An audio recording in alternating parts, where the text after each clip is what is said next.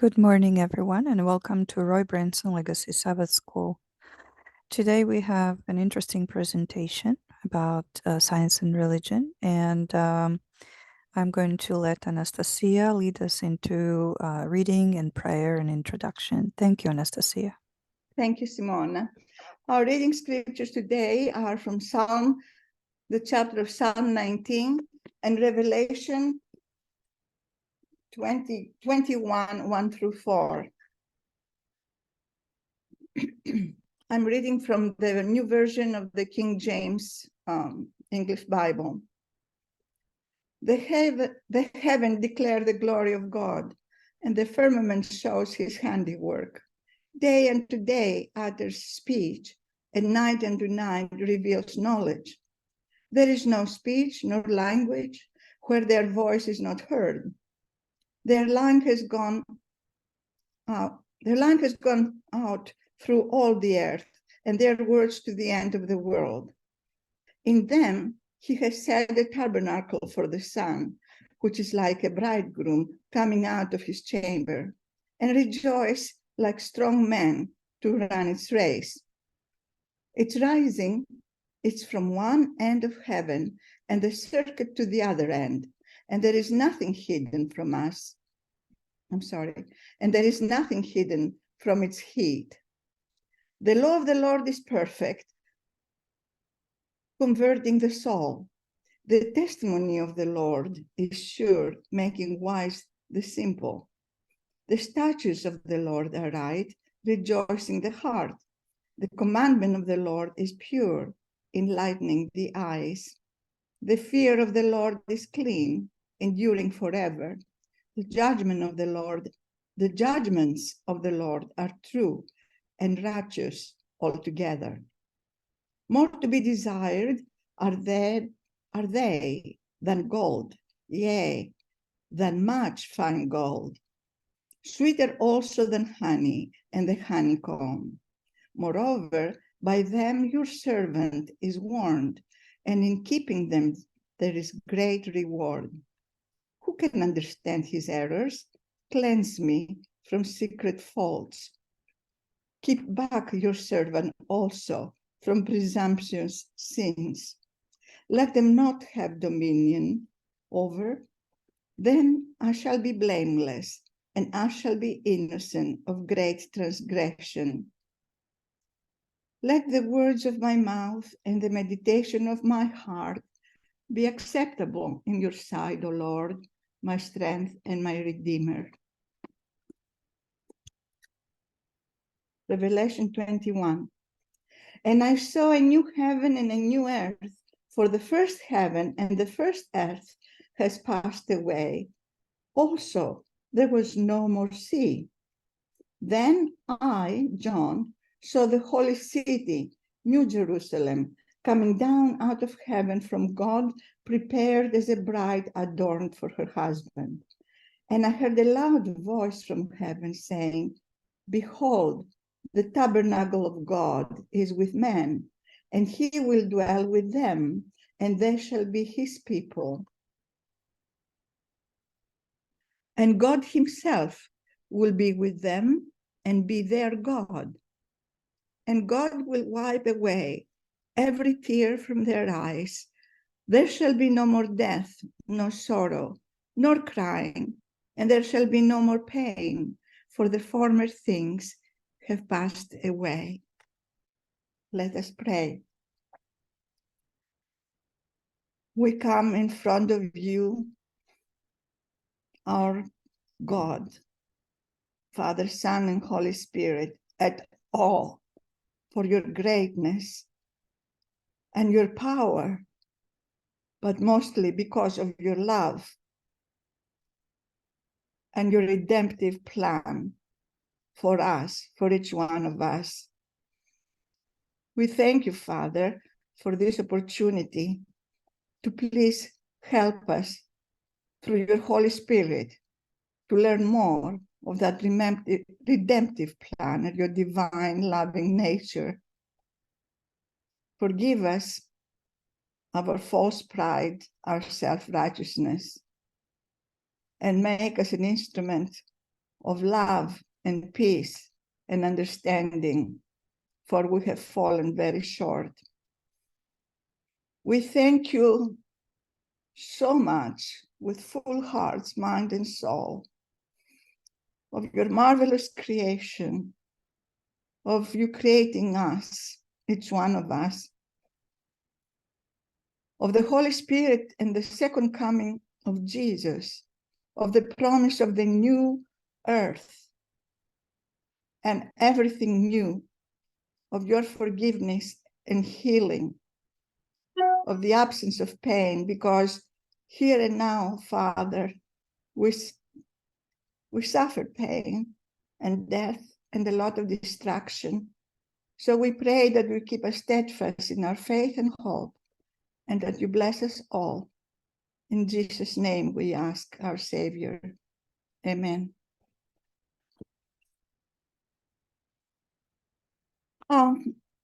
As Simona said, the subject of our video today is the friendship of religion and science, and its speaker is Sir John Polkinghorne. He's so prolific, such a prolific writer, and so accomplished that it will take a long time to read it all. So I will just take the main points.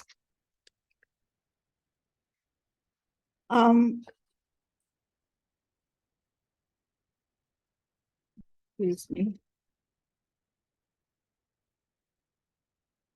I will read from the Templeton Foundation about John Polkinghorne.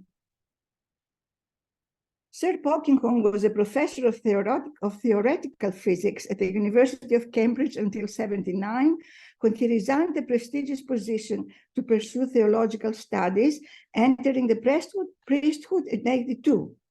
He's an elegant and prolific writer. He authored over 30 books exploring in rigorous depth the relationship between the discoveries of modern physics and the doctrines of the Christian faith.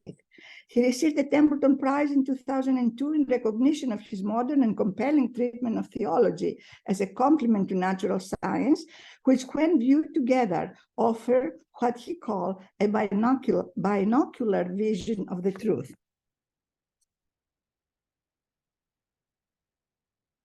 He was announced a prize laureate. Polkinghorne had a long history.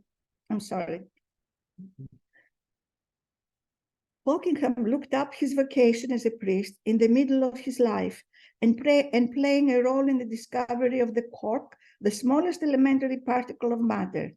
And resigning his professorship at age of 48, he enrolled in seminary and went on to serve as a simple curate in working-class parish in 1986.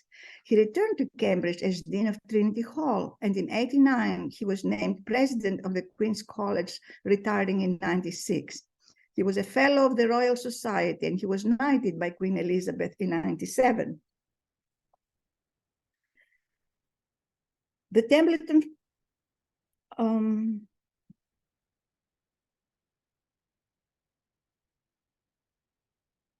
so much I'm trying to make sense here. I mean, it's a lot of sense, but for me, in 1994, in his book, The Faith of a Physicist, Polkinghorne once described as his most substantial and important book. He took the phrases of the Christian Nicene Creed and developed a defense for the rationality of believing them to be true.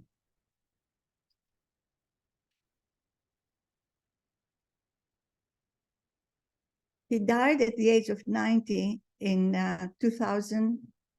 I'm sorry. Yeah, I'm sorry. In 2021.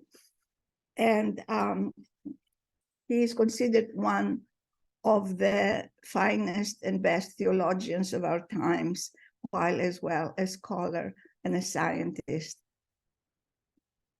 Thank you very much. Thank you, Anastasia. Monty and Lisa, could you please start the video? Thank you.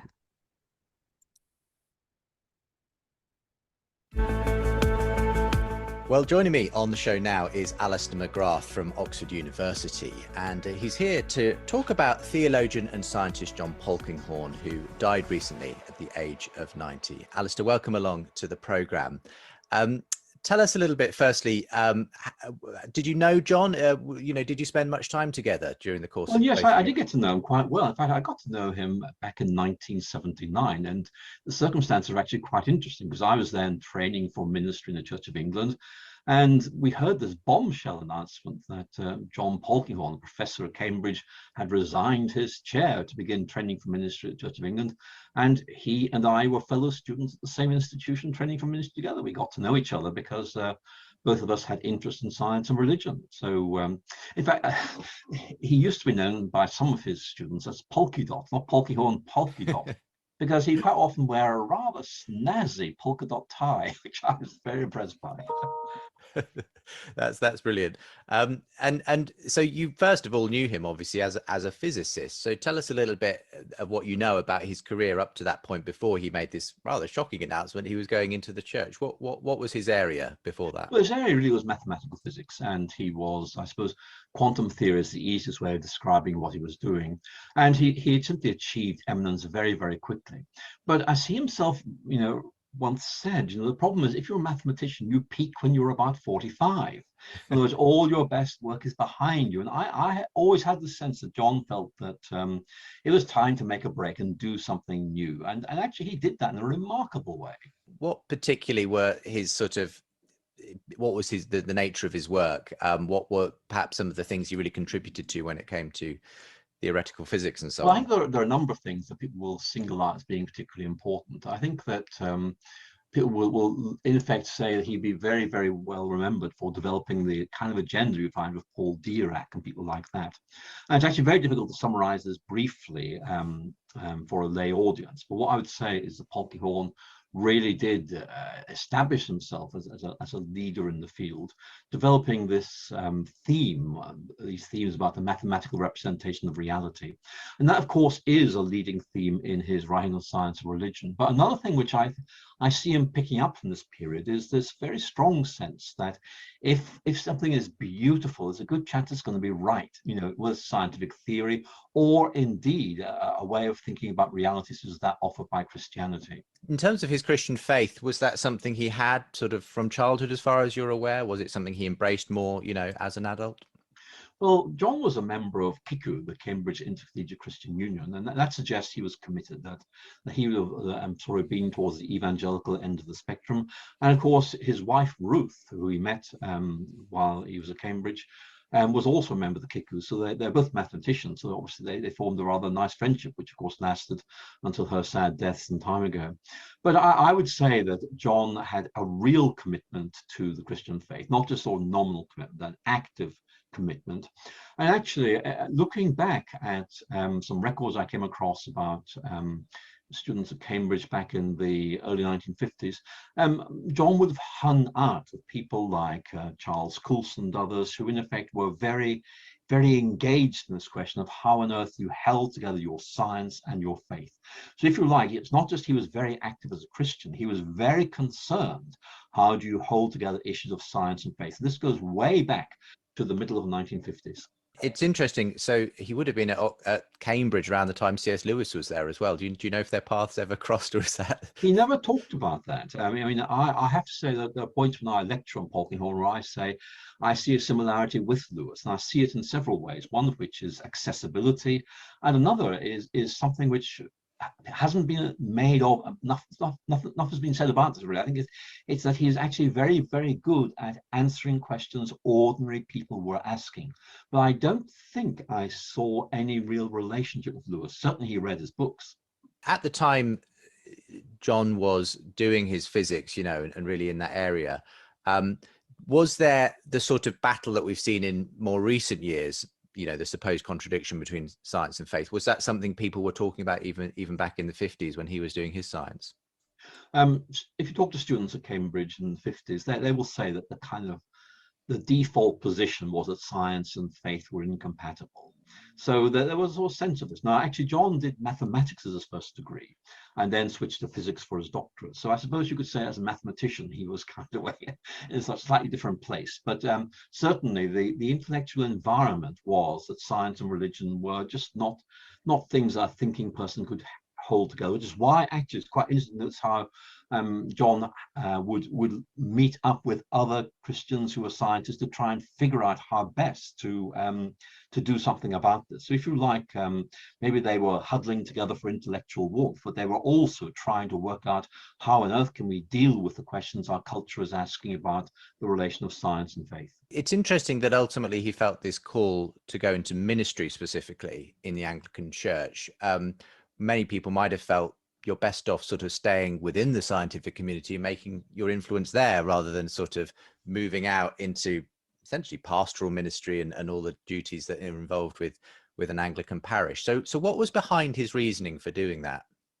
Well, others had done this before him. You see, John Habgood was a Cambridge research scientist who actually left science behind after his doctoral work because he felt science wasn't very good at engaging the real questions ordinary people were asking. Now, John stayed in the academic world for much longer, but I think actually there are two things I do notice from his writings. One is a sense my best work is now done.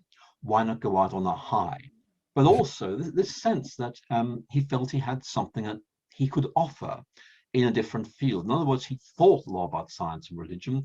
He hadn't published really anything. He began to publish in the 80s, but he clearly had been thinking about this. And my own guess from conversations we had is that actually he saw a pastoral ministry as being very important in terms of service, but not just a pastoral ministry, but also an intellectual ministry to try and help others who were troubled by the same questions as he was. So in that sense, did he see himself as, I suppose, taking the whole area of science and faith into the public domain, especially to other Christians? He felt he could do that more effectively through this vocation of priesthood. That's a very interesting question, because I have to tell you that I felt he was making a mistake by going into parish ministry. Look, he was a Cambridge professor. He ended up serving as a curate in a small church, and then he went and served as the incumbent of another small church. And if you talk to anybody who's an incumbent, they are overwhelmed with administrative work. So I felt this is really right. But what I would say is that it's absolutely clear that he was able to use that time to develop the skill of being able to speak to ordinary people coherently and passionately. So what you could say, I guess, is that his time working in parishes made him learn the language of ordinary congregations and deal with the questions they were asking. Now, we know that from his own writings that John did not see himself as having any intentions returning to the academic world. He really saw himself as going into ministry, and that's what he wanted to do. But of course, his friends at Cambridge had other ideas, and they said, it's time to come back. And what did that return look like ultimately? I mean, obviously he did spend a certain amount of time in local pastoral parish ministry. What did his return to some form of academia look like? Well, he did. I mean, basically, his final parish ministry was in Kent, a rather nice parish near Canterbury. But obviously, Cambridge needs chaplains, it needs deans of chapel, and he was a known name. And eventually, the suggestion was made he should come back to Cambridge as Dean of Chapel at Trinity Hall in Cambridge.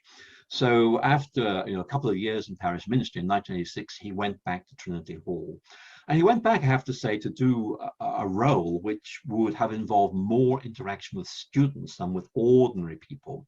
But nevertheless, I think that he had clearly learned some skills in the parishes that he was able to bring to that short period of ministry at Trinity Hall. And then what happened next was that, as you know, every Oxford and Cambridge college has a head of house, and what they're always looking for is somebody who's academically serious but actually has wider gifts. And so John was asked to become president of Queen's College, Cambridge, 3 years later in 1989. And that, I have to say, that's a remarkable achievement. So actually, I mean, when he retired from that in 1996, he basically had a glittering academic career. He had been a professor at Cambridge and head of house, and that's very significant. Yes, quite extraordinary. What would you say, were his it was his influence at that time, obviously having that significant oversight of both the student body and the academics as well at Cambridge? Well, John was a diplomat and a pastor, and so actually that came out quite clear in his dealings with people. I think, having talked to people who served under him during his time, particularly at Queen's College, the memory of him as of a warm-hearted, pastorally concerned person who everybody knew was academically very, very good, but actually came across simply as a rather nice person. I think that's a rather nice tribute to be able to pay to him, I think. But of course, at the same time, he was very, very active in the field of science and faith.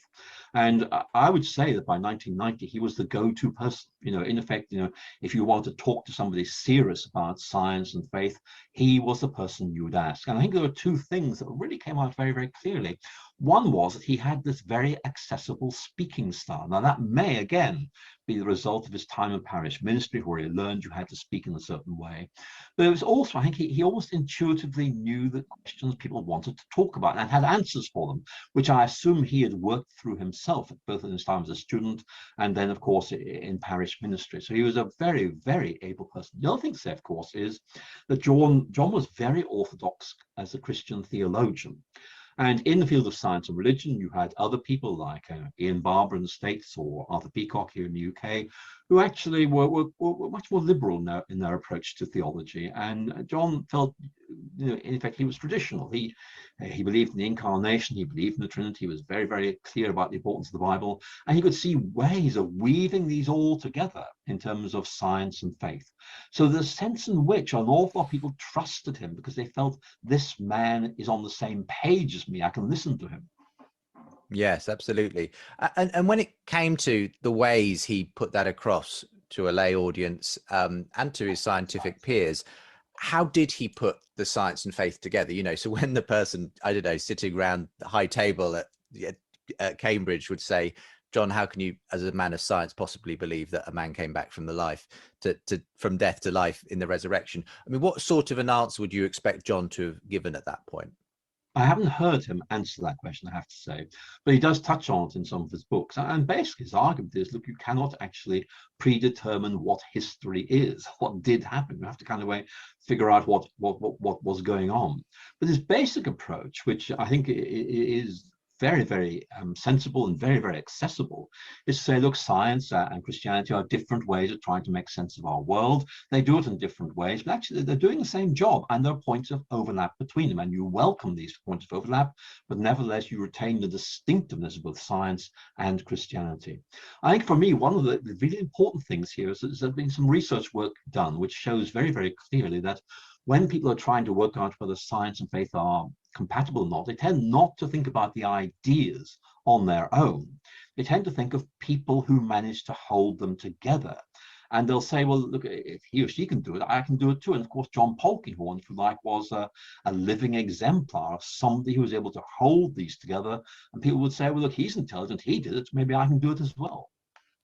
And we do need those kinds of examples, don't we? I think that's partly why people like Polkinghorne, and I dare say yourself as well, as to have been an inspiration to many people, because you've been able to hold being rigorous in terms of your science with being absolutely orthodox in terms of your Christian faith, and not seeing that there's a contradiction between the two of those. I suppose, I mean, was John in any way an inspiration for your own sort of journey, in science and faith? And of course, you yourself were ordained at one time. I can't remember exactly when that was, though. So was it at a similar time, or obviously a bit later on? John and I were ordained roughly around the same time. That's quite right. I was a little bit earlier than him.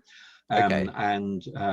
But when I went back to Oxford to start teaching, which was in 1983, one of the things I wanted to do was find ways of holding together science and faith. And I wasn't teaching in that field, I was thinking about it. And it took me a long time to get to the point where I felt I could teach in the field. But I read Polkinghorne's first book in this field, The Way the World Is. I think it came out in 84. I think I may have read it about a year or two later. But when I read it, I thought two things. A, this man knows what he's talking about.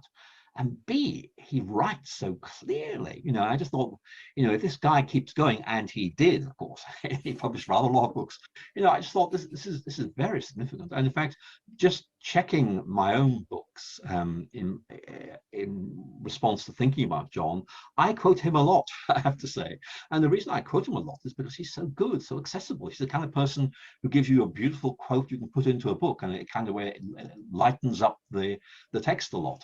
What kind of particular things did you find he helped to illuminate? I mean, I'd be interested to know, for instance, whether how he put together his obvious admiration for the universe and the nature of it, cosmology, the big bang cosmology that was obviously kind of coming, developing significantly over the 50s and 60s as he was really at the center of his scientific career.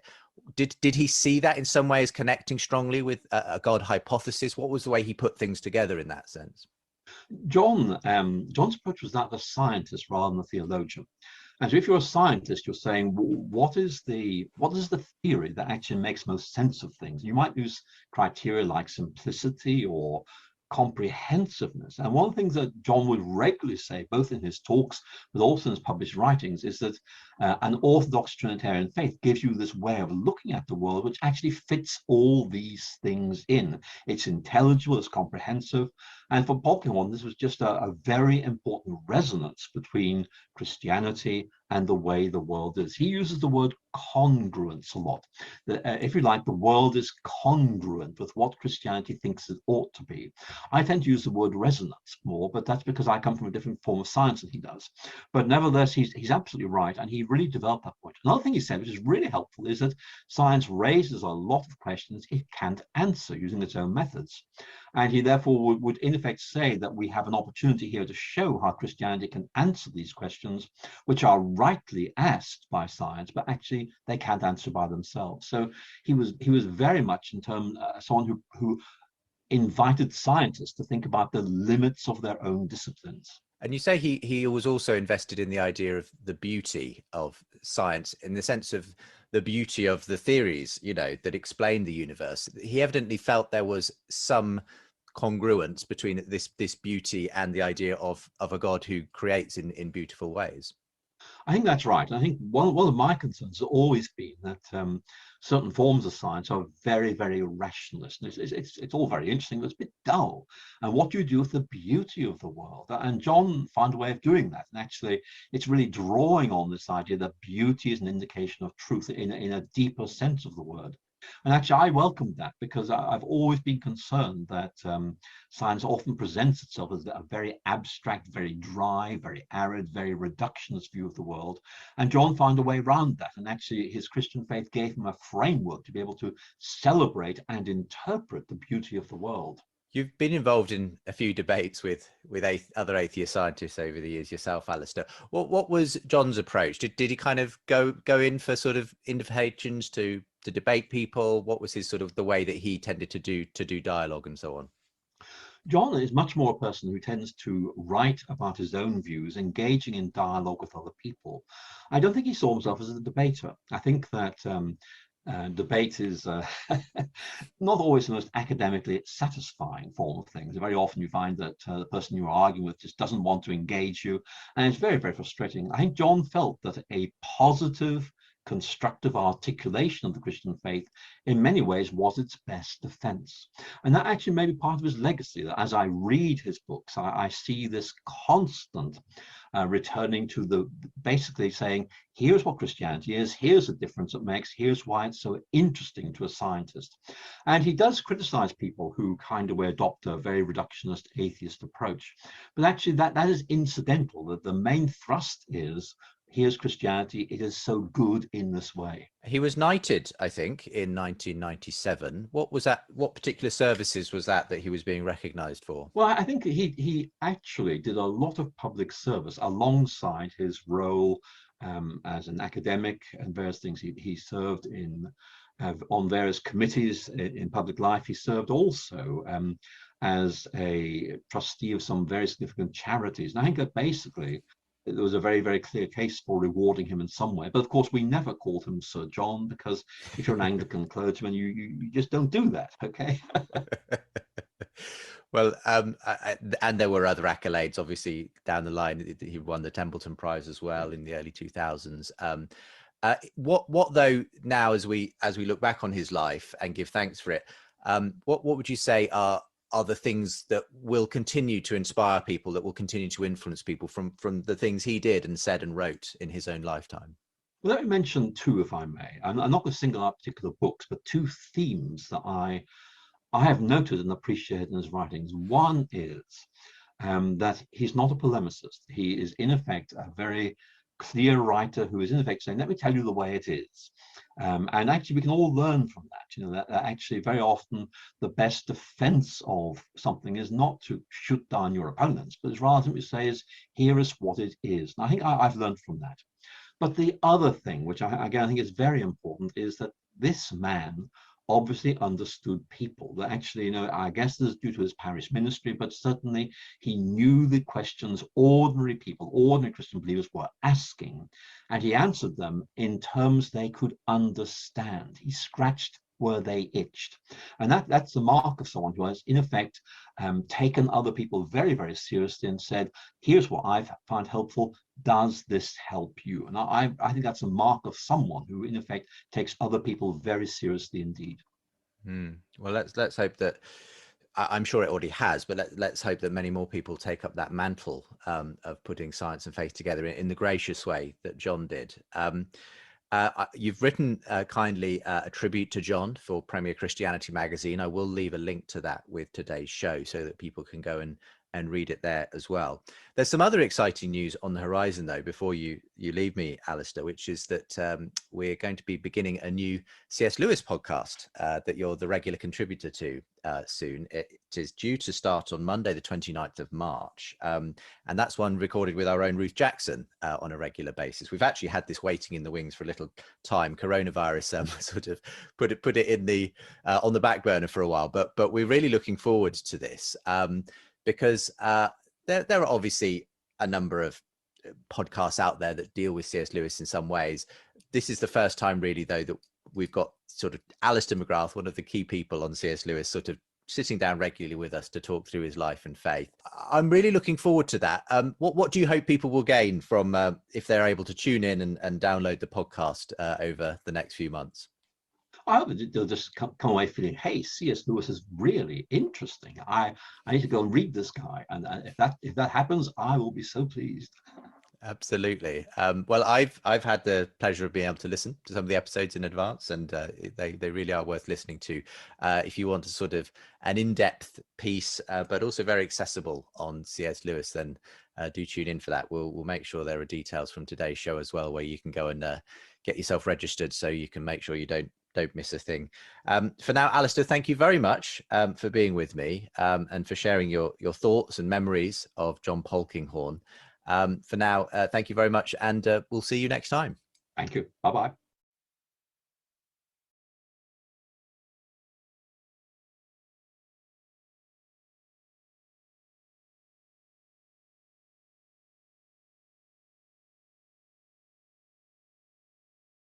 John, there's been a flurry of atheistic books, lectures, commentaries in the last few years that have become, shall we say, more aggressive, more enthusiastic in stating that not only is there no God, but that it is very good for the world to come to that conclusion to eliminate religion.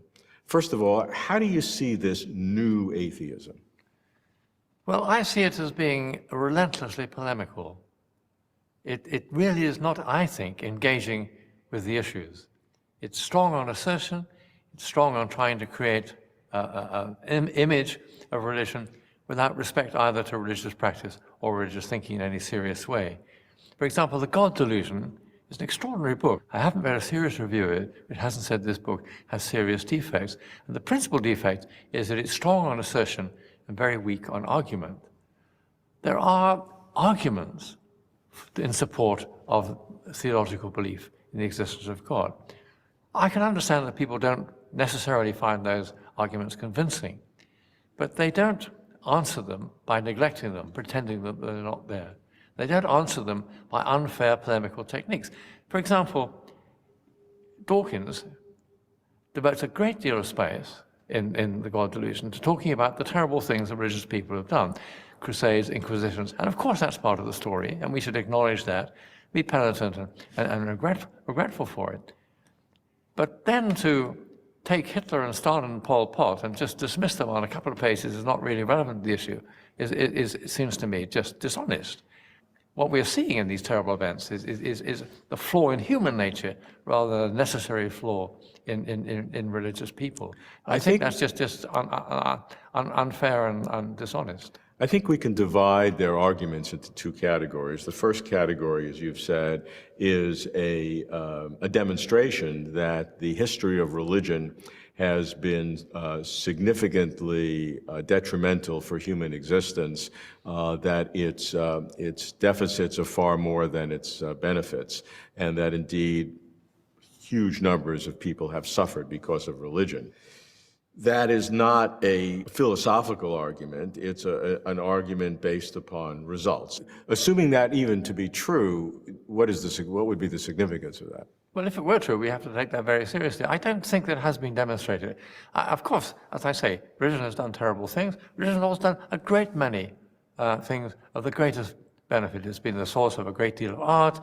The original universities and hospitals came out of religious settings and so on. All these things are discounted by the new atheists, not taken seriously, in my view. Well, my question is a different one. My question is, so what? What follows from either one of those? A lot of good hospitals and art have been developed from a lot of other ways, and a lot of people have been hurt from other things other than religion. Yeah. So what difference does it make? Is that any demonstration of what the ultimate reality is if religion has done these good things or these bad things? Is it relevant at all in any way? Well, I think the mixed economy of human achievement in this sort of way simply shows us there is something has gone wrong with human nature. There is a slantedness in human nature, the sort of thing that turns a country's liberator into its next tyrant, and so on and so on. And that's something that we need to take seriously and to recognize.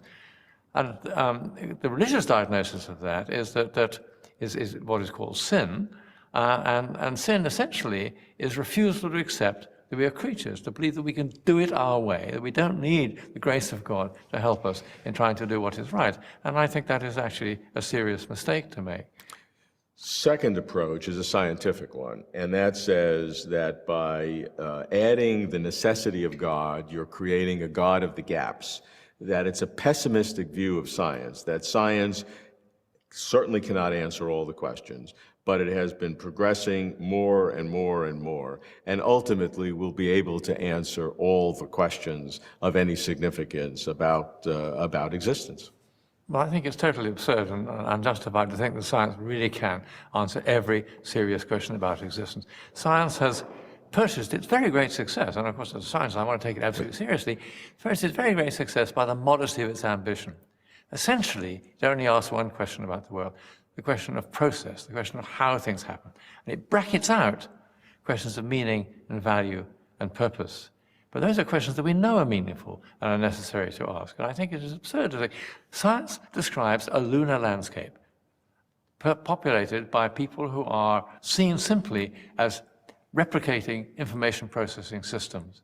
There are no real persons in that bleak and arid world. And nobody, new atheist or whatever, lives their lives as if that was true. Well, the argument is it's value, morality, that science can't do that. Some scientists say that maybe with understanding how the brain works and a neuromorality or neurotheology, you can see brain states so that you can be able to assert things about proper morality. But most people say no. But that's a construct. That's a human construct, and we shouldn't have to look to some supernatural thing for that, because it's something that comes out of human beings, and it's not something here or there. I don't think morality is a human construct in the sense of being an arbitrary construct. I think we have genuine ethical knowledge. I think my conviction that torturing children is wrong is not some disguised genetic survival strategy, nor a convention of my society. It's a fact about the world. And I think that science does not explain where that fact comes from. As I say, it has limited its scope precisely by not seeking to ask that sort of question. One of the physicists I knew a bit was Wolfgang Pauli, a man with a very acerbic tongue, and he used to wag his finger at people and say, "No credits for the future." In other words, don't claim that My theory is a bit shaky today, but tomorrow it'll explain everything. And I would say that to the people who say that science is, in the end, giving us the only knowledge we can have. That seems to me just totally absurd.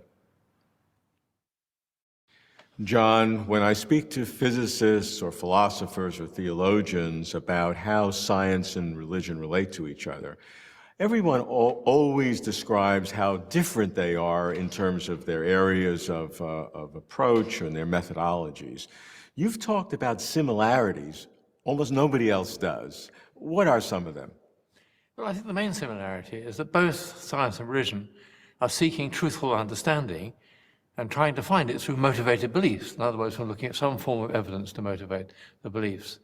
Of course, there are different kinds of beliefs and the different kinds of motivations. Science is dealing with the world which, at the impersonal level, where you can put things to the test, where you can repeat things. That gives science the great secret weapon of experiment. Religion is looking at personal and transpersonal encounter with a reality where every experience is unique and cannot be repeated. Okay, now that defines the differences, but Yeah. what are the kinds of similarities in what they seek? Well, the similarities are that they have to respond to the way they encounter reality at the level they're looking at it. And if science teaches you anything, it teaches you that the world is surprising. I worked in quantum physics. The quantum world is totally different from the world of every day. In the quantum world, if you know where something is, you don't know what it's doing. You know what it's doing, you don't know where it is. That's a different sort of world. So therefore, scientists have learned that the question to ask, I think both within science and beyond it, is not what is reasonable, as if we knew beforehand the shape that reason has to have. Nobody would, in 1899, would consider it reasonable that something could behave sometimes like a wave, spread out and flappy, sometimes like a little particle, but that, of course, is how light does behave. So the natural question for a scientist to ask is not, is it reasonable, but what makes you think that might be the case? In other words, I'm not going to tell you beforehand what an acceptable answer is going to be. But if you tell me something surprising, you'll have to produce some motivating evidence to support it. And I'm very happy to approach my religious beliefs in that sort of way too. Religion is full of surprises. Christian religion believes that Jesus is both divine and human. That's an even more remarkable mixture than the wave and particle. But I think I have reasons for accepting and embracing and indeed committing myself to that belief. Okay, take that a little bit further in terms of what that should enable us to make progress in both areas, in terms of our way of thinking. Well, I think it enables us to say that, look, we need to we need to be what I like to call bottom-up thinkers. A bottom-up thinker tries to move from interpreted experience to understanding. And that, I think, is a strategy that we can follow in religion too. So we have to say, what is the experience that motivates religious beliefs? Some of that experience is very general, looking at the order of the world, looking at the fruitfulness of the world, saying, is there a divine mind and purpose behind it? Some of it is much more personal. Does God care for individual people in any sort of way? That's an answer that that can't be answered in general.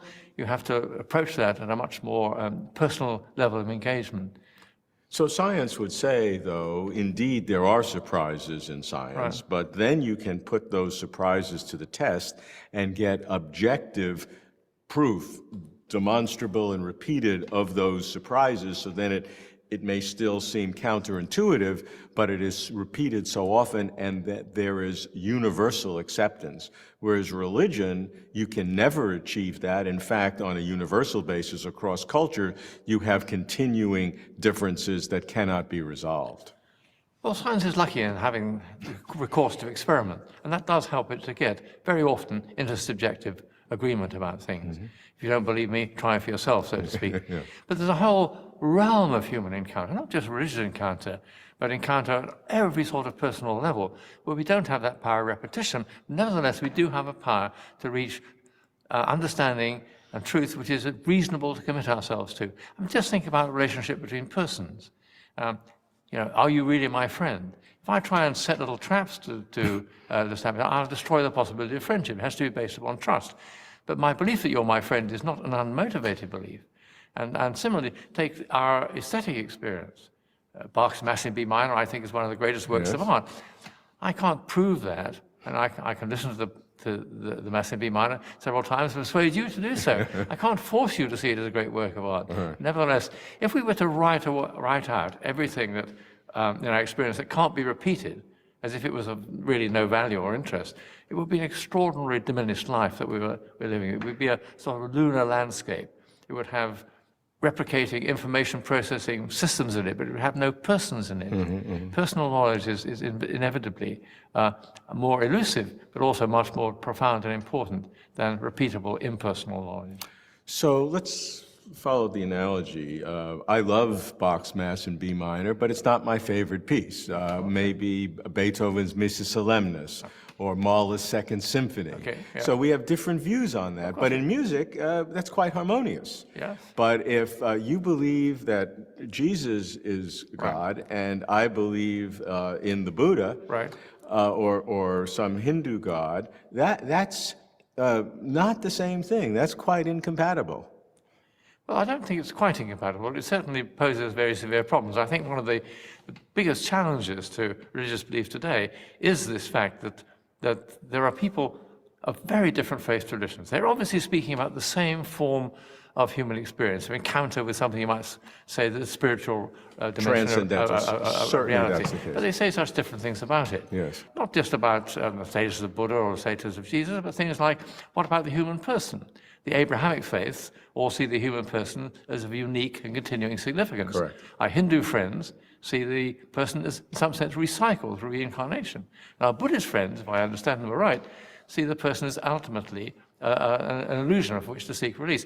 Now, those aren't three sets of people saying the same thing in culturally different languages. There are clashes, and that's a very serious problem. And I think it's a problem that we are really just beginning to take seriously. People in other faith traditions are no longer strange people in faraway countries. They're living down the street. We can see that their lives have an authenticity. And I think one of the great challenges to religious theological thinking, not just in the 21st century, but I think the third millennium, will be to try and understand how the world's faith relations relate to each other. I don't think they're simply in direct confrontation. Equally, they're not all saying the same thing in culturally different languages. It's a very subtle and difficult area to explore, and of great importance. John, summing up over your great career in both science and religion, what is your emotional sense? We know your intellectual sense, but as you look at science and religion, what insight can you give us from your own personal emotion? Well, I've derived great satisfaction from my life as a scientist. I'm very grateful to have played a small part in a great human endeavor. The center of my life, however, is my religious belief. That is what I really commit myself to, both in present experience and also in hope for the future. So that's the center of my commitment. But I fortunately don't believe I have to choose between the two. I believe I can be two-eyed. I can look with the eye of science, look with the eye of religion, and I'll see more with that binocular vision than I will with either eye on its own. John, in looking back on your remarkable career in science and in theology and in pioneering the relationship between science and theology, and also witnessing the increasing aggressiveness of atheistic views of the world from scientists mainly, what do you think right now are the best arguments for the existence of God? Well, there are two kinds of arguments. One is called natural theology. This is looking at the world. We see a world that is immensely fertile in its character. The ball of energy is now the home of saints and scientists after 13.7 billion years of unfolding development. We see a world that is marvelously ordered in its basic fundamental structure. We see a world also the details of whose laws of nature are finely tuned to permit the possibility of carbon-based life. It's only a very special universe, a universe in a trillion, you might say, that is capable of producing carbon and therefore producing carbon-based life. Now, these things are things that science discovers but doesn't explain. And they seem to me to be too significant to be simply happy accidents. And I would like to make them intelligible, and belief in a creator whose mind is behind the order of the world and purpose behind its fruitfulness does make them intelligible. That would be one argument for the existence of God. Not a knockdown argument. I don't say that my friends that don't see it that way are stupid, that sort of thing, but that is to me more intellectually satisfying than treating these things as just brute facts. But then that leaves many other things unanswered about God. I mean, does God care for individual people? You know, gives you a picture of God as the cosmic architect, but that's about as far as it takes you. Now, to learn more about God, we have to depend upon acts of divine self-disclosure, which theology calls revelation. We can't put God to the test. God is not to be manipulated in that sort of way. To try and do that is the mistake of magic. And so we have to ask, have we reason to think that God has acted in particular people or particular circumstances to make the divine nature known more clearly than we see it? And that's the role in faith traditions of the great founder figures of the faith and the accumulated experience of the faith. In the Christian case, of course, we believe that God acted particularly through his ancient people of Israel and through the life, death, and resurrection of Jesus Christ. That you have to look at. You have to assess it carefully. You just don't take it. You're not reading something that's dictated to you. Take it or leave it. You have to say, do we believe these things really happened? Do we believe they really had significance? That's absolutely important. That's, of course, very often called systematic theology. That's a very important part of trying to learn something about the nature of God and of God's existence. So let's look at both of those a little carefully. On the first argument in natural theology, many philosophers, even philosophers of religion who are believers, would reject all of that and they'd say in today's world that natural theology doesn't work. And one of the reasons it doesn't work is there are other explanations. The popular one today is the multiple universes, so that whereas the fine-tuning of our universe looks like it has some design elements, in fact, if you have virtually an infinite number of multiple universes generated through physical processes and so-called eternal inflation, bubbling off many different universes over time, that some of those will have all different characteristics, and maybe it's carbon-based life, maybe some other based life. And so that's not unusual that we're looking in this one, because if we were in a universe in which we couldn't exist, we wouldn't exist and wouldn't ask the question. So that's used to completely dismiss natural theology. I don't think it succeeds in doing that, because I think it has assumptions that are very open to question. First of all, it is not a established scientific hypothesis that there is any other universe than the one that we can actually observe.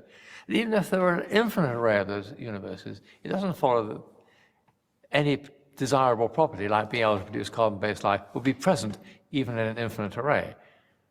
There are an infinite number of even integers, but none of them has the property of oddness. and so I'm not convinced by those arguments. I think they don't work not with persuasive force.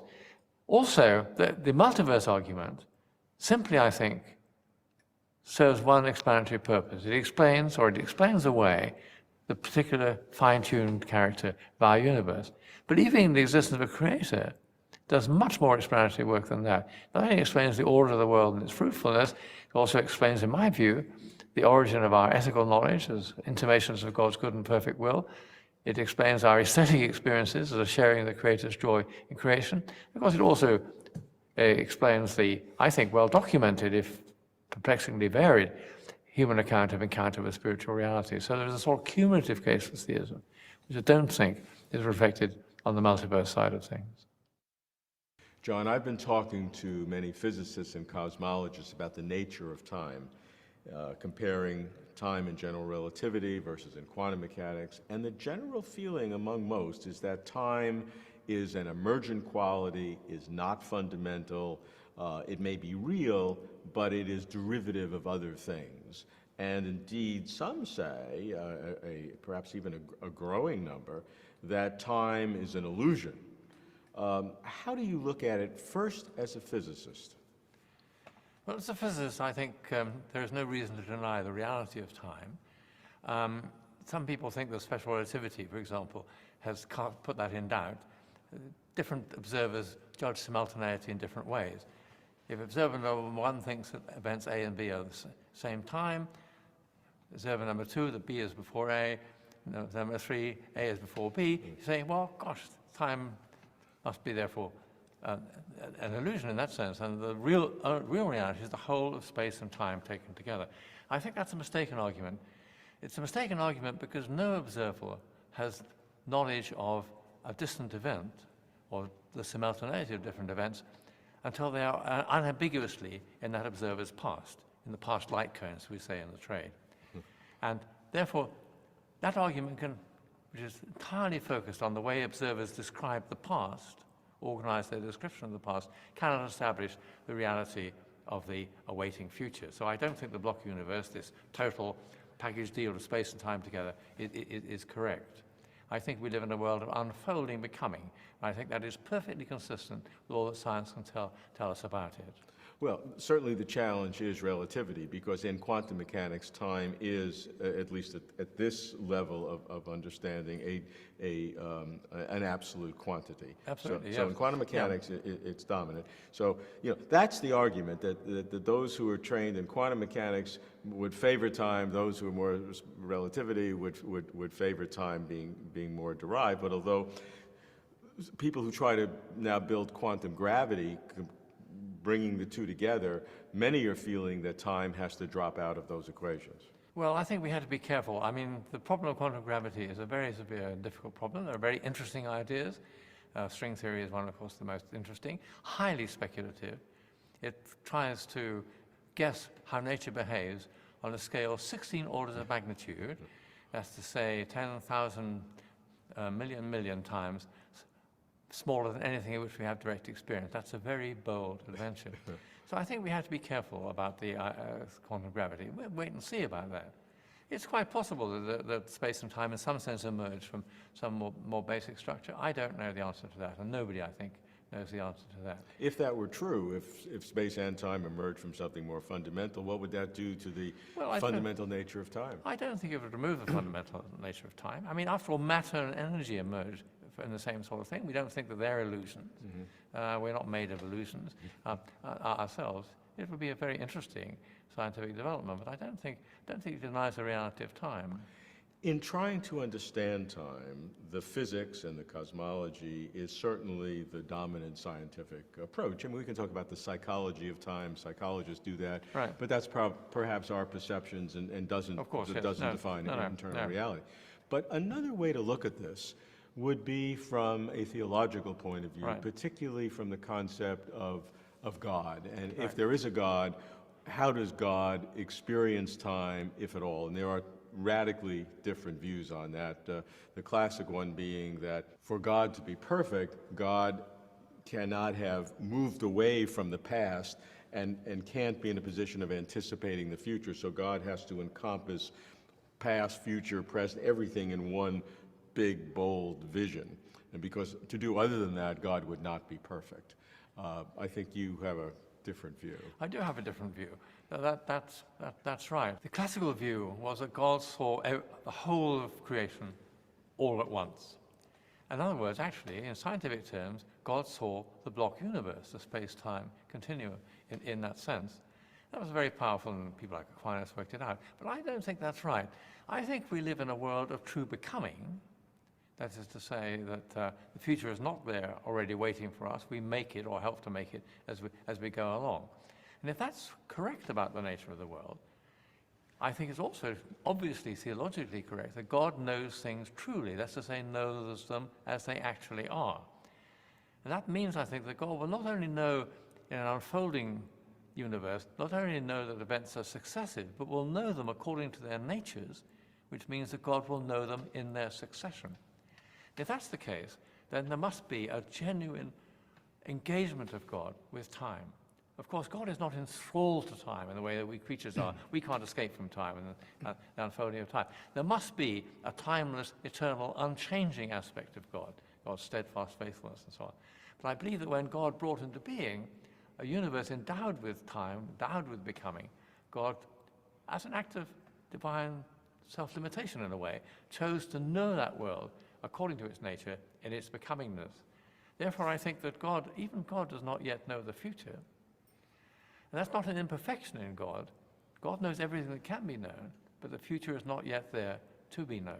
that would seem to diminish God's providence, the ability and capacity of God to really assure the future of the world in the best possible way. I understand that remark. I think a very important theological insight, which has been very widespread in the 20th century, is that the act of creation is an act of divine self-limitation on God's part. Nothing limits God from the outside, but God's nature means that God only does things in accordance with that nature. God brings into being a world in which creatures are given some freedom to be themselves, to make themselves. I believe God also, that restricts God's power in a way, because God can no longer manipulate everything. Similarly, I believe that God's knowledge is voluntarily restricted by knowing a becoming world in its becomingness. And I think that seems to me acceptable. That does mean, of course, that God is not in total control, but we know that anyway if there is a genuine gift of freedom. I think it is perfectly possible to believe that God will bring about determined ends, but by contingent paths. You know, if creatures don't act this way, God will do something to steer it in another direction. I think that's obviously, I can't work that out in detail, but I have to leave that to God to do that. But I think that's I don't think it diminishes God's providential power in a way that makes him no longer a ground for sure and certain hope. So integrating the two from a physics point of view and from a theological point of view, what is the nature of time? Well, from the physics point of view, it's an interesting point that you could either, from the physics point of view, believe in the block universe, as in fact, for example, Einstein did, or in a world of becoming that I've been trying to describe.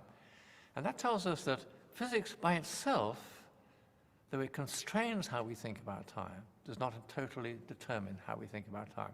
There are, if you like, reasons going beyond physics, metaphysical reasons, if you like. They can be theological reasons, indeed, which settle whether we go for the block universe or whether we go for an unfolding world. So physics doesn't tell us the whole story, even about something so important and embedded within physics as time. From the theological point of view, I think we have this illuminating idea that the act of creation is an act of divine self-limitation, an act of generosity towards creatures. And that helps us to understand some of the problems of theology about the strange character of the world and the strange and indeed disturbing things that happen in it. John, the issue of consciousness, addressed by scientists, philosophers, theologians, is one of the most profound probes of what it means to be human, indeed, what the structure of the universe is like. And if you believe, that I know you do, that consciousness cannot be just explained by the physical brain the way materialistic neuroscientists and many philosophers believe, how does it work? How do you have something that's not of the physical brain generate consciousness? Well, that's a very deep question, and we certainly don't know the answer to it. Neuroscience is obviously making very important discoveries, particularly about information processing and how we process visual information and things of that sort. And we should take all that seriously and gratefully. But there's an absolutely yawning gap between that talk, however interesting and important it is, and the simplest mental experience. It's like seeing red or feeling hungry, and we just have no idea how to bridge the gap between those two. Now, I don't rejoice in ignorance, but I think it is best to recognize it when we have it. And so I think that the problem of consciousness is it's a really hard problem, as people say, particularly this problem of feels. I mean, we can understand information processing, but feeling something, seeing red, is something seems to be quite qualitatively different. Now, I think that human beings are truly embodied beings. I don't think that we are a mixture of a spiritual bit and a physical bit. I think that we are an integrated psychosomatic unity, as people say. And I think that we have two different aspects of our embodied experience, if you like. One is the material aspect, and the other is the mental aspect. And how they relate to each other, I don't entirely know. Obviously, I'd be the greatest genius of the age if I did. But that I don't think we should deny the independent reality of either of those dimensions of our embodied experience. I can understand how a dualist would say we have this special not physical thing that somehow unites. I mean, but you're saying that we're a single embodied entity with a mental state.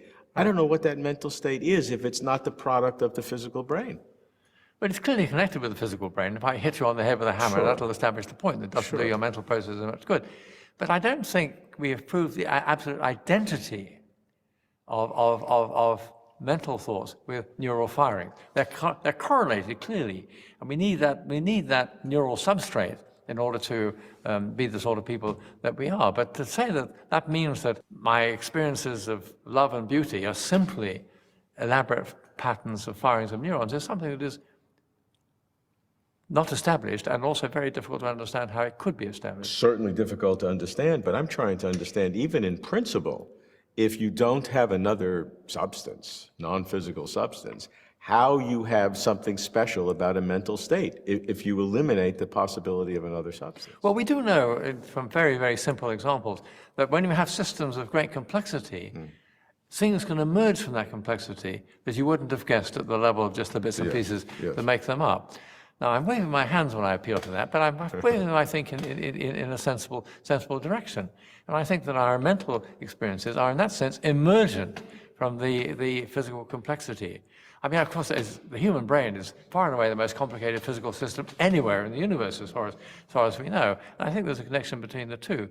But I don't think that means that our mental experiences are simply epiphenomena. They're simply sort of froth on what is simply firing of a lot of neurons. Okay, well, let me go with you on this. Right. Does that mean, though, that mental state has causative powers? That it can have an impact, a change impact on the subsequent events in the brain? I believe so. I've chosen to raise my arm. Now, of course, there's bits and pieces that come to that. I mean, currents flowed in my nerves, the muscles are contracted. But I, the whole person, decided to do that. I think we have experience of agency. It's mysterious how it emerges.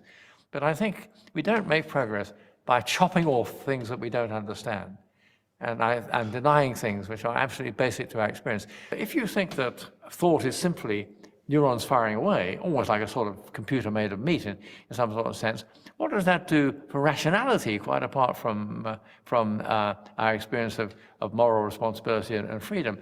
What makes the program running on this computer a valid program? How then could this non-dualistic mentality have causative effects on subsequent activities? Well, we have to speculate on that, but I think there are directions in which we can speculate. One of the big discoveries of 20th century science was that the world is not merely mechanical. There are intrinsic unpredictabilities present in physical process. We have discovered them first in quantum theory, later on in chaos theory. And I think that means that the world is both more subtle and more supple than we thought before. In other words, the interaction of the bits and pieces, which is the way that science thinks about causality, is of course an important part of the story. But it's not, in my view, the whole part of the story. The existence of these unpredictabilities leaves, if you like, room for maneuver. And I think that means that we can exert also another form of causality, a sort of top-down causality, the influence of the whole system, the whole person in our case, on the behavior of the parts, as well as the behavior of the parts influencing the whole system. It seems to me it's a two-way process. And I think that's what's involved. That when I raise my arm, there are the bits and pieces, currents in the nerves. There's also my action of will. That's how I understand our ability to which I think is absolutely basic human experience of being able to bring about and do what, within certain limits, of course, what we want to do. And I think that if the world is open in this sort of way I'm trying to describe, that God can also interact with that world within the openness of ordained physical process. I think one of the discoveries that science is making at the moment is that when you look at complex systems, you have to think about them not only in terms of energy, which of course is part of the story, but also in terms of something like information. In other words, the patterns of behavior that they generate. And I think that information is going to, by the end of the 21st century, will be as important a category as energy at the moment.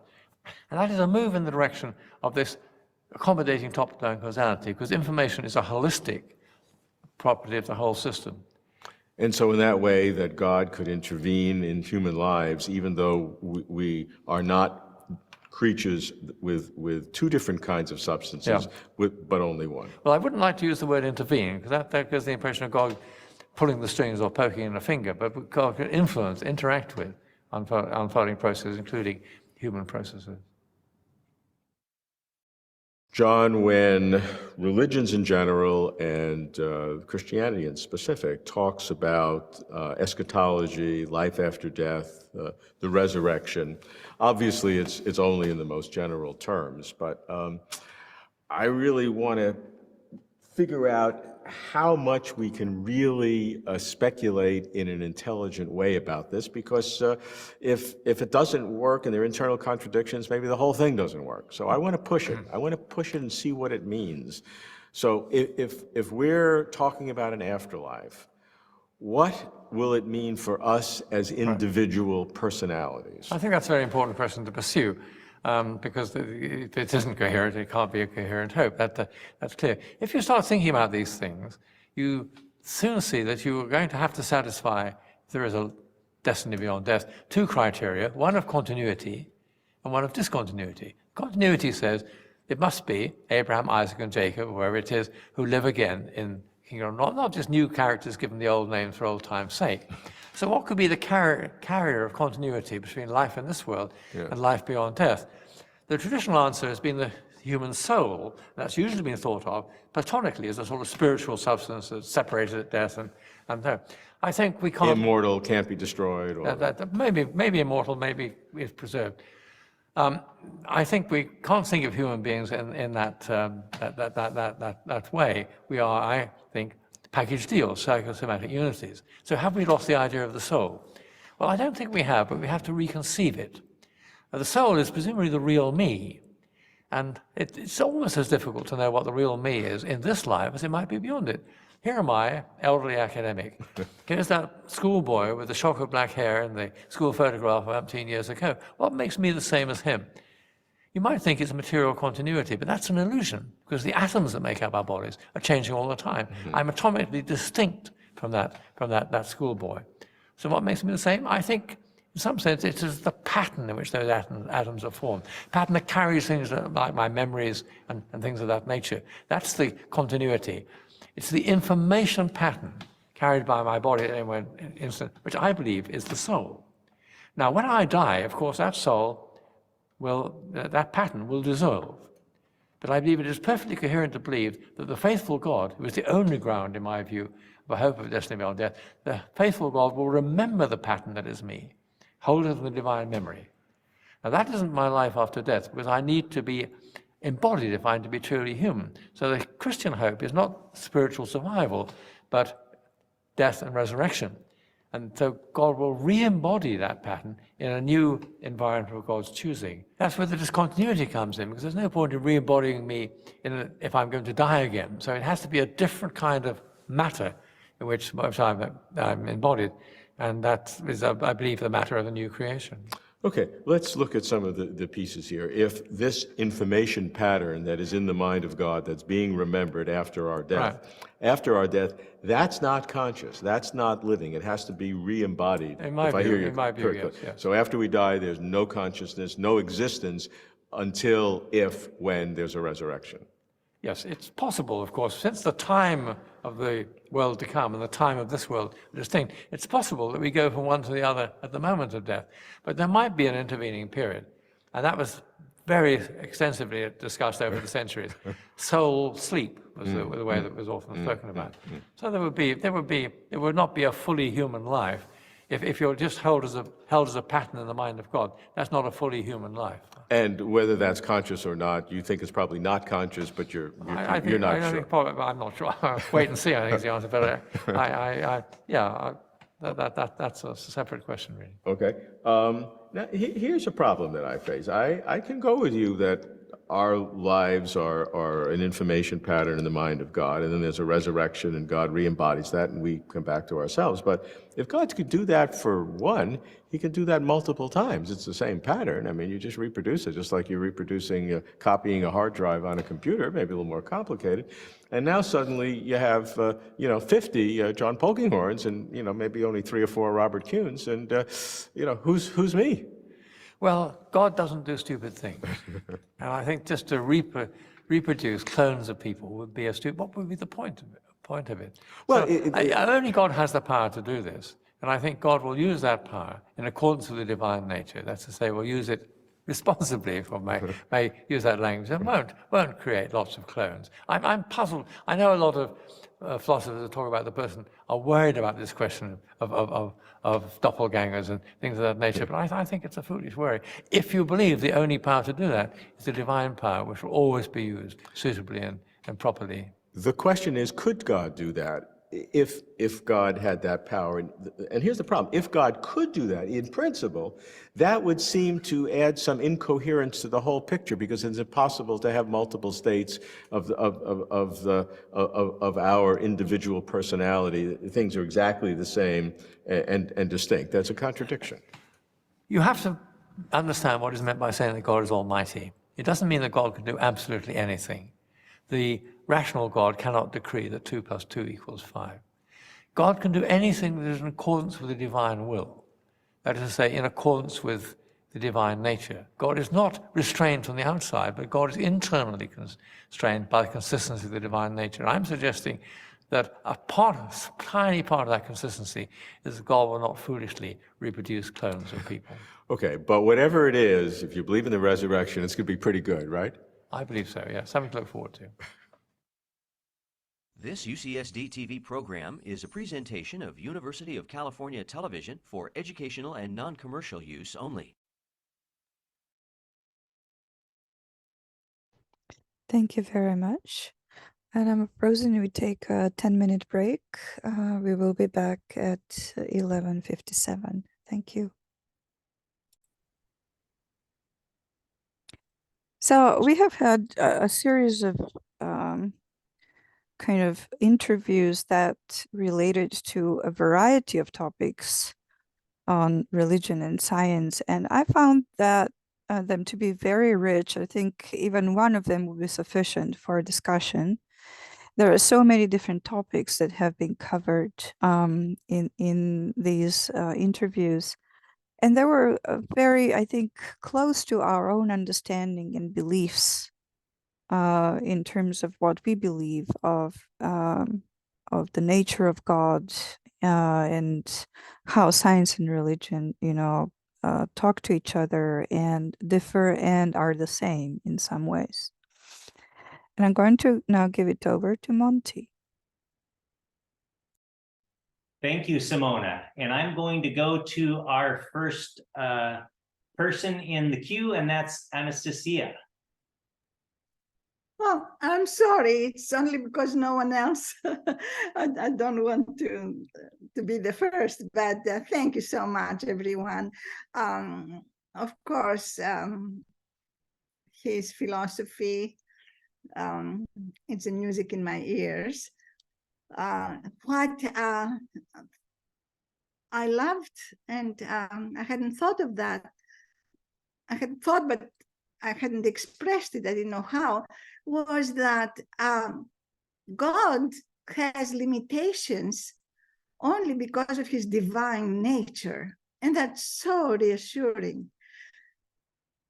In that, because of his divine nature. And that's why it's important to me what we believe is God's nature. Therefore, it's in God's nature, God cannot hate. God cannot do evil, really, in the sense that his divine nature is so. He could if he wanted, but his divine nature is so that God cannot be unjust or an avenger rather than a redeemer. To me, that's very logical. And I loved and appreciated that. And I believe in that. It solves a lot of my questions. Of course, if God is all powerful, yes, but I think he's all powerful for good. Anyway, I found that very comforting and truthful. And the other thing is, of course, as an Orthodox, Greek Orthodox, his notion of soul that is not just a memory, but I think he left it open to different matter after this nature is finished and all things are new. But still, to live, you need to live as a person. And I like that. I don't know much about physics, but it makes sense. And the timing, I always got comfort when I lost my loved ones, or as I'm approaching because of age or whatever, meeting him, meeting God. The timing, always from the beginning when I read in Romans that in a moment, in a blinking of an eye, when we die, we'll see Jesus. And that's very comforting. And I believe in that. Thank you so much. Thank you, Anastasia.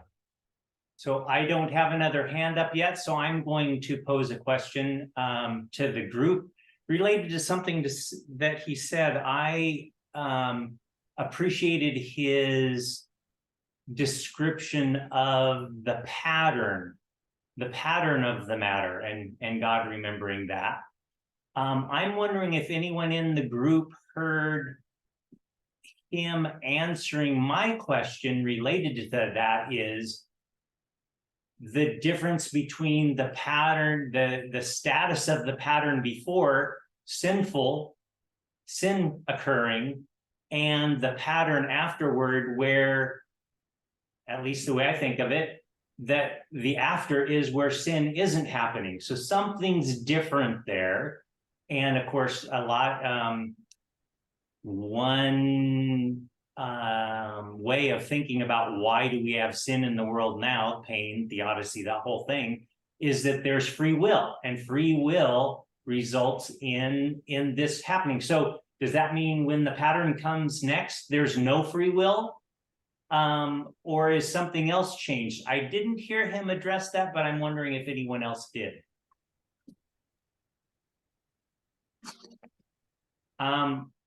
Well, I might. Yeah, Bob, I saw it in your eyes. Yeah, sorry. Yeah, I think that was that's a very perceptive question, and it gets at the broader issue that Anastasia was also referring to, is because God is divine and is good, he's limited. And the idea of a limited God, I think, is one that's hard for us to understand and to deal with. Because we like to we like to think we're more in control than we are, and maybe that's the problem. We need to learn to be more humble and recognize that there are limitations, both in the real physical world and in the spiritual world, and we just don't know it all. Okay, thank you, Bob. Anastasia, you wanted to respond? Real quick, just yes, because I listened to many of his videos. It's not a limit that someone puts upon himself, but rather because of his divine nature of goodness, rather, that it would be so contradictory to who he really is. And it impressed me what he said about the real me, that the real me, and is, I suppose from what I hear, is that knowing him and becoming, in the Greek Orthodox theosis, and of the verse that we some month ago or so talked about, are becoming like God, that when we become through his grace and the practicing of his love, and we become more like him, then we are, and it's a mystery there, becoming more incapable, not by force, but because of the grace and will that becoming like him, it makes us, by both the cooperation of God's grace and our will, that we surrender to become more like him, therefore incapable in that way, in that we are choosing not to. At least that's how I understand it. Thank you. That's very good, Anastasia. I like that concept of becoming. I think really needs to be understood. And we're all becoming something hopefully better. Sometimes we go back 2 steps, but hopefully we're still going forward. And becoming is a good idea. Thank you. Thank you for those responses. My question, I'm going to count those as mine. So I'm now going to go to Simona and then Peter. Well, I kind of think similar, but I think it's partially semantics. You know, is something limited because you cannot do it, or because you don't want to do it, or because you're incapable of doing it? The outcome is still the same, right? So in this sense, that's a limitation. The outcome is the limitation. The source of limitation may be something different for human beings versus God. Because as a human being, there are legitimately things I'm not capable of doing because I'm limited in my abilities.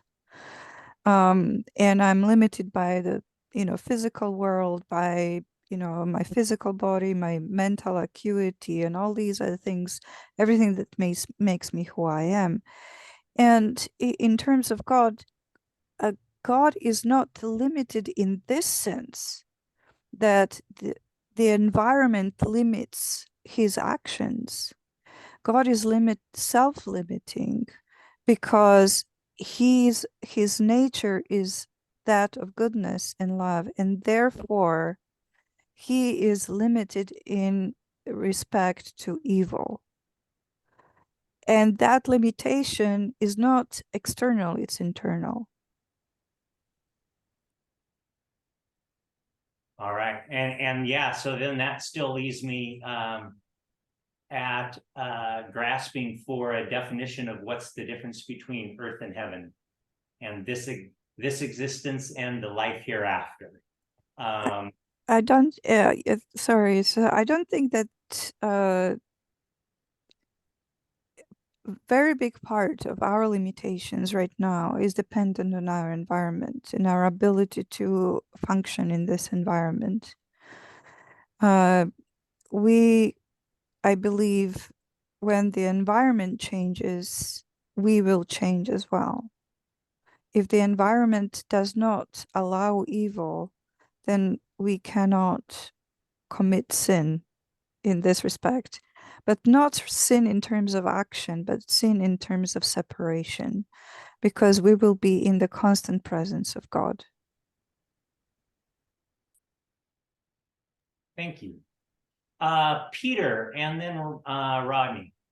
If I remember correctly, the problem of pattern came up when he was asked about what is going to happen with us after we die. If we still are conscious, if still something is preserved from us or no, and how God is reviving us the second coming. We discussed a little bit this problem when we talked about Swinburne. And his answer was that we are created in a certain pattern with from atoms that were organized in a certain pattern. And this pattern is preserved in the mind of God. And when he is resurrecting us, he has the pattern there, and is resurrecting every one of us, not 50 or 100 persons like us, but each one individually with his individuality. And this answer, I remember that was given by Dave Larson when we were talking about Swinburne, Swinburne, this idea, how he saw the problem of mind and spirit, and about our existence after we passed away. That's I understood him, that he was explaining the problem of pattern. Now, another problem related to that was brought in discussion was God self-limiting. He said God is self-limiting through creation. The way he created the world in a certain way with people that have free will, he was self-limiting limiting himself. He was talking also about God's omnipotence, but in this way, he said voluntarily God is limiting himself. That's the way I understood it. I have other to discuss some other problems that came up with, because he tackled a lot of problems. All right, Peter, I will keep you in the queue. Thank you very much. And I heard the same, I heard what you did in terms of God limiting himself through the process of creation. By creating, he set some limits. I thought that was an interesting concept. Rodney. Nothing nearly as profound as what we've heard, but just a couple of observations. Firstly, about Polkinghorne, I really liked and admire how comfortable he was about his beliefs, and how reconciled he was with what he can't believe, what is not knowable at this point. Very comfortable in his skin, and obviously a true intellectual, being interviewed, especially the last section, by another intellectual. So often in the past, I've witnessed very lightweight Christians try and defend their beliefs in the face of very intellectual atheists. I see no virtue in debating these kind of matters as he doesn't. It was about illumination. It was all about discovery, and that's all I'm interested in. I'm not interested in debating anybody or listening to debates. I'm interested in personal discovery and the assimilation of ideas that and beliefs, that are coherent. As Rainer Brunsma would used to say to us, it's got to make sense. I'm both a scientist and a God believer, and I think most of us here are on the same kind of journey. And there are just things that can't be explained, and I'm reconciled to that at this stage of my life. In the last couple of years, I've stopped using the words omnipotent, omnipresent, whatever. It's too easy to throw these words out as if we know what God can and can't do, will and won't do. A time is unfolding. God is continuing to, I believe, reveal his will, and that's an ongoing journey. I don't question his timing anymore, nor do I question or put him in an absolute position box. I just simply don't know. So I've changed my vernacular to not use words which are in the end presumptuous. Those omni expressions in my reading have only come in over the last few centuries. It's not a language that I can find in the ancient writings as much. It's something that particularly reformist Christian church has jumped onto and really pushed it very hard, including the whole concept that God has a plan for every one of us, and he knows how that plan will unfold for every one of us. He knows how plans will end. I don't think he's involved in most or much of the details. Yes, I'm trying to, in my own experience, manage more about the expressions I use to explain God. But I really liked his pursuit in that he wanted to, what drove him was, he wanted to explain God to ordinary people. I think that's a real important mission. It's important to me.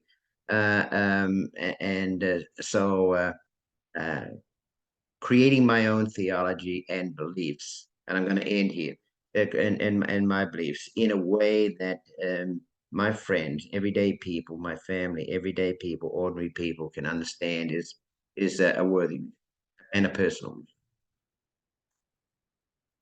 Yes, thank you, Rod. I've got a question for you, and then also a response or an additional comment to what you said. I appreciated him, balancing the science and religion, and one of the things with him being so well versed in both, that he was humble, and you saw his humility not only as a theologian but as a scientist as well. And so that gave that balance that sometimes it's like, well, we know everything about science, but we don't everything about theology is speculation. As a true scientist and theologian, he brought what I think is a legitimate humility to both of those, which I think enriched the discussion. Yes, and note, and I think I got this right, is he never used the word hope, faith, or blind hope once. That's not a wall he ducks behind, or a screen that he throws up in front, so to try and stop the interviewer or the questioner, and manipulate them into going in a different direction. And that's what I admire. He was a true intellectual, and he took an intellectual approach to everything. Very admirable. Yeah. So my question to you, and maybe someone else to know it too, in terms of the development of God, I'm trying to remember what phrase he used about that. So you talked about eliminating the omni, all these things.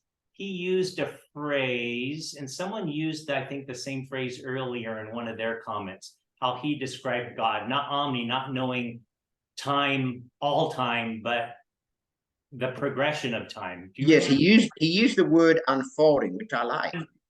Like, time is still unfolding. Our knowledge of what God can and can't do and will and won't do, I think, is also still unfolding. And that's the unknowable part of the future. And therefore, putting God in a box is just not the thing to do. God, I've always said that God's got to have the freedoms that he's given to us. He cherishes those same freedoms. We have to grant God the freedom to unfold and even to change his mind on things. And maybe he's done that several times in terms of when he will return. It's his decision. I grant him the freedom to make those decisions. Thank you. That is the word I was searching for. And when I read the Bible, I certainly see unfolding there. Yes. Let's see. I want to go to McKinley, and then for now back to Simona, but McKinley first. Thank you, Monty.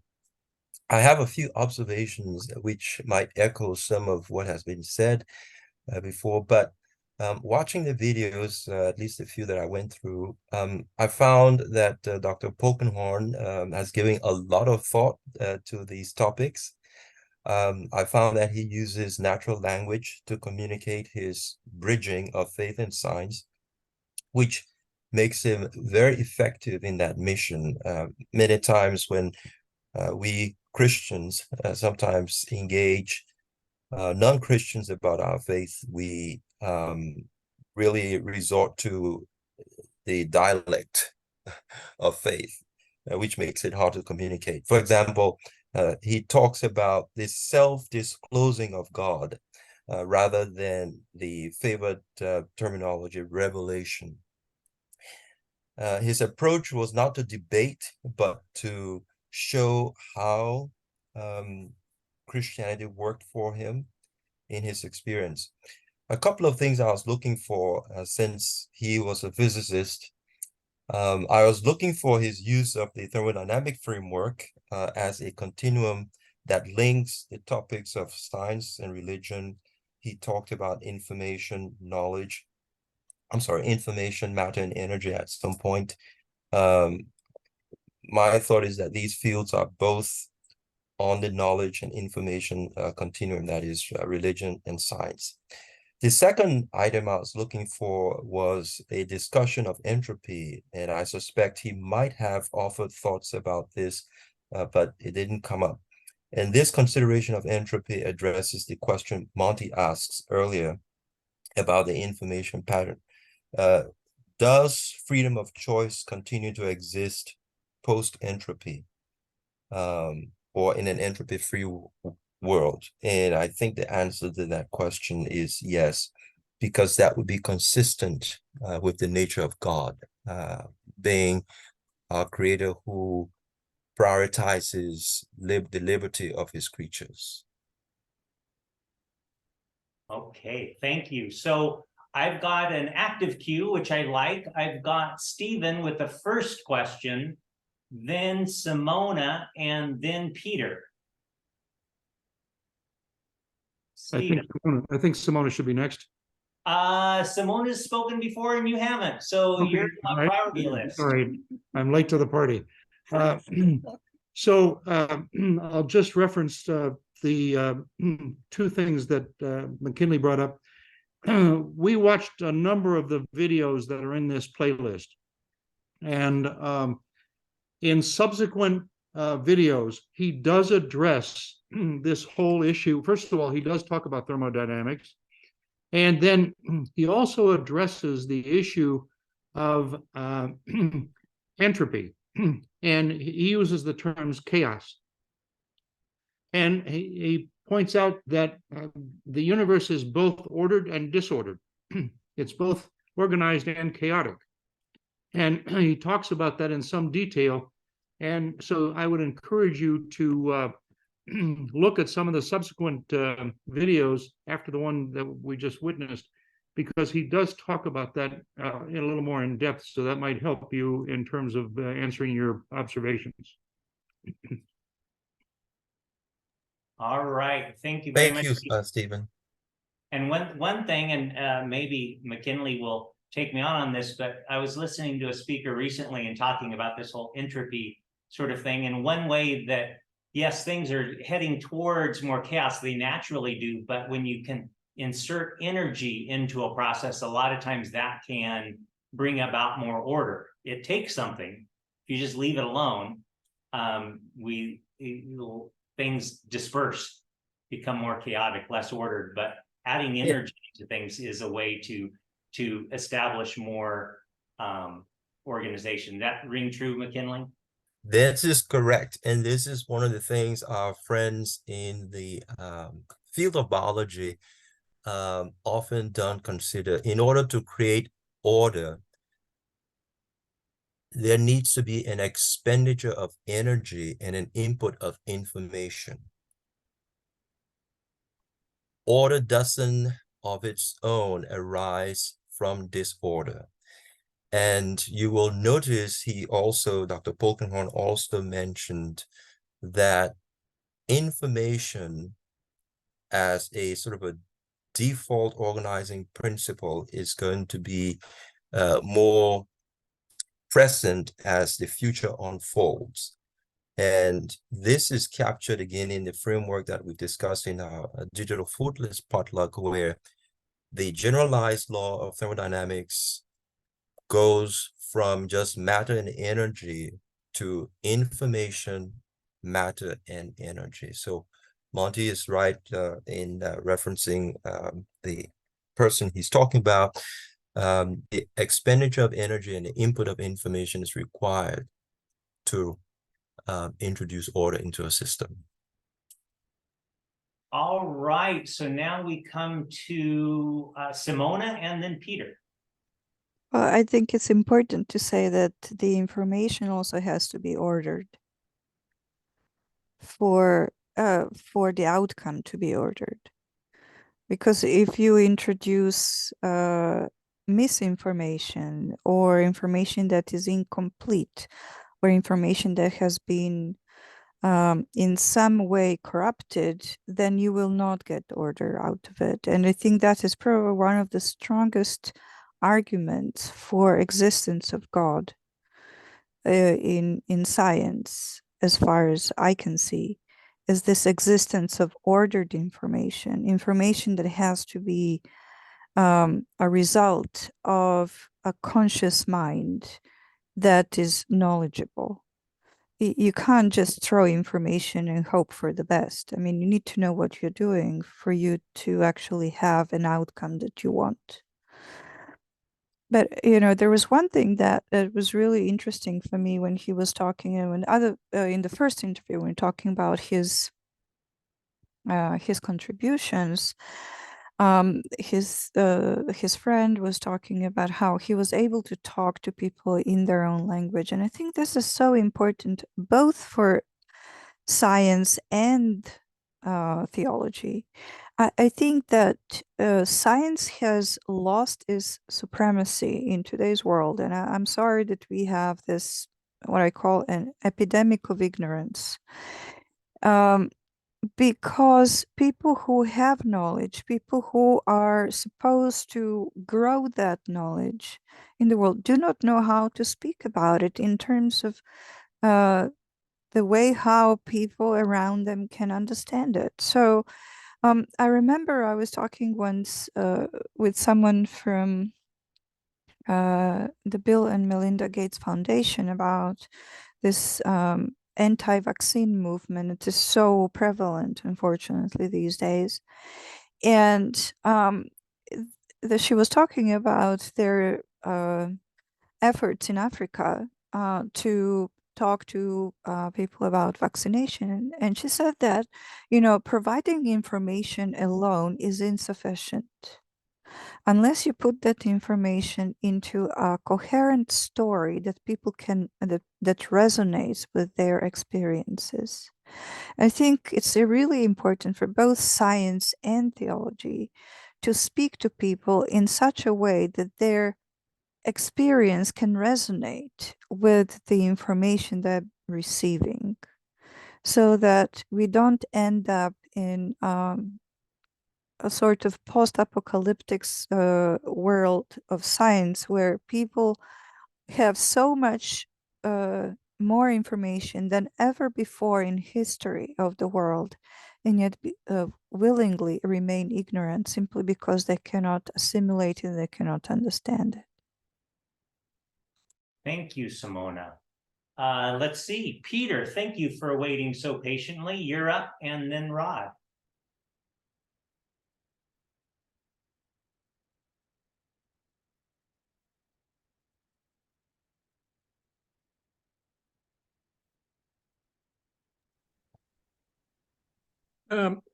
We lost the picture. Do you hear me? Yes, we do. Okay.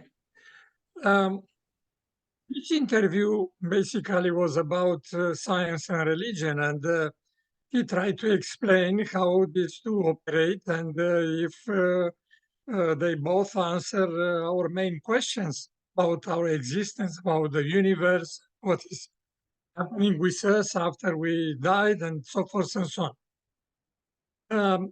And he explained basically that he used, I understood from the interviewer, a lot the word congruence. In other words, in my own words, they are complementary. They complement each other. They don't exclude each other. They both act and do this differently. The science, it's taking the things apart to experience to see how they work. And the religion, it's putting the things together and look for a meaning, what they mean. Try to find a meaning in the things that exist. In the words of a great Rabbi Jonathan Sachs, the science is telling us about how the heavens go, and the religion is telling us how to go to heaven. Another difference between the two is that they operate differently. One is operating with the left brain, the other one is operating with the right brain. And that's also very important. I try not to take too much time, but I have some other comments to make. I'm going to count that last one as just one, so please give us a second, just in your time in the queue. Okay, he mentioned also about, he talked about, was asked about the atheists. And the question was that lately a lot of atheist books and scientists, they express their views about God's existence. And Dr. Polkinghorne explained God's existence in through two different things. He said God's existence, I can explain it through natural theology and also through systematic theology. What he meant, natural theology, he was referring to the order that exists in the universe. And that, of course, in a way, it's reminding us of David, King David. He's talking about the heavens, how the heavens, the beauty of the heavens.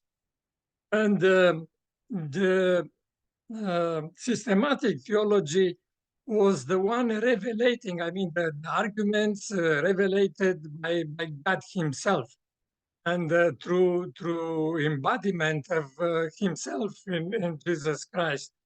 And in this way, explain a lot of things. Thank you very much, Peter. Let's see, next is Rod.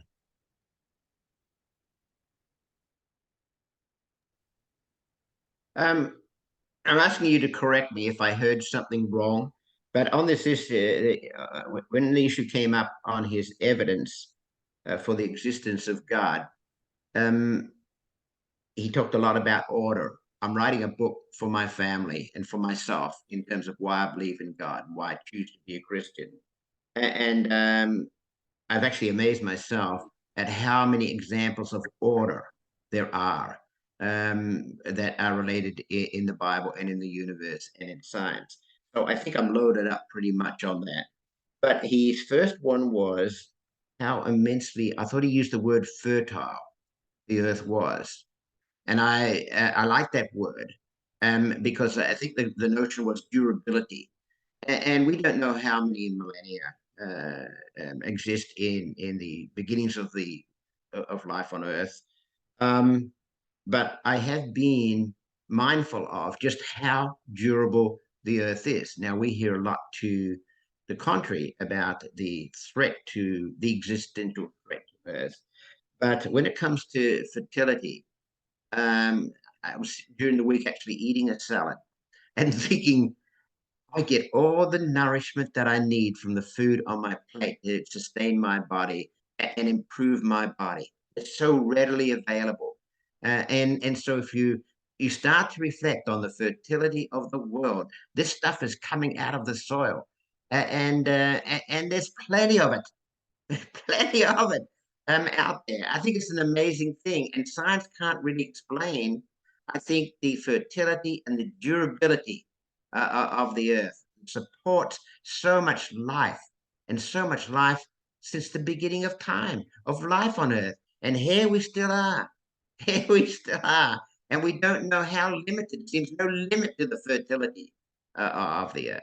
I just want to share that thought, and I must pay more attention in my writings to the durability and the fertility of the earth. Thank you, Rod. And I'm always amazed at the other side of the equation of the fertility of the earth, but then also how bodies like us, we can take in certain things and it might not be exactly what the body needs, but the body has systems to then convert it to what we actually need. So an amazing utilization. Truly amazing. Truly amazing. Amazing use of resources. Mm-hmm. Yeah. Phenomenal. Bob Ford. Oh, Anastasia, and then we'll go back to Bob Ford. Oh, quickly, first of all, thank you everyone for strengthening our belief. But again, on this becoming, the concept of theosis, it's to me so important to alleviate that fear. Is it going to happen again? Are we going to have our freedoms, etc.? And like Rod said, what makes sense? Well, something that Irenaeus had said about the so-called original sin was that God did not throw his children out, but the children were immature. Maybe they were not children, but they were immature. And hopefully because of the freedom that he gave us. Now, why is it going to be different? I think from the promise of God that all things would be new is the transformation which has started here with the Holy Spirit, the acceptance of Jesus, and other verses, even about the law, when they said, I hated the law, but I did it, the training. But then I got to love the law. And I think about the freedom and the promise of God that this is not, I think, going to be, but yet be free, is that we're learning even from the little transformation, the transformation in Jesus' grace and in learning that we have in this life, little by little. As Simona said, in the presence of God and by the grace of God, that we would love that transformation. We won't want to be all those things that separated from God. We won't want the nature of that. So the theosis, the becoming, it's important through his grace that we're here. And the assurance that God, we're there with him, to have that trust that we're in his hands and that that will not happen again. Anyway, thank you. Thank you, Anastasia. So I have Bob and then back to Peter. Yes. I don't know how many of you listened to Randy Roberts this morning. Because we're in Utah, we can kind of listen to some of the early things and then come to this. But he made a very important point, and he was also talking about contributions from Sigve Tonstedt. The idea that of open systems, it's an open world, that revelation is about revelation and opening up, use the word anesthesia, of becoming, of growing, of changing. It's not a closed world in which God has limited us and closed us. And so I think maybe throwing into the discussion the whole concept of openness is really important. And I think that's what this gentleman was also talking about. So that was came through to me. And I think if you go, as some of you go back and listen to Randy Roberts' series, particularly today's from Revelation, and he talks about the tender God of the apocalypse, not the fearsome, terrible, controlling God of the apocalypse, the tender God of the apocalypse. And that's a different vision of Revelation that many of us unfortunately haven't learned. And maybe we could, and I think this gentleman is also bringing that view out. So thank you. Thank you, Bob, for sharing that. That is a different vision of the apocalypse and God in the apocalypse. Peter.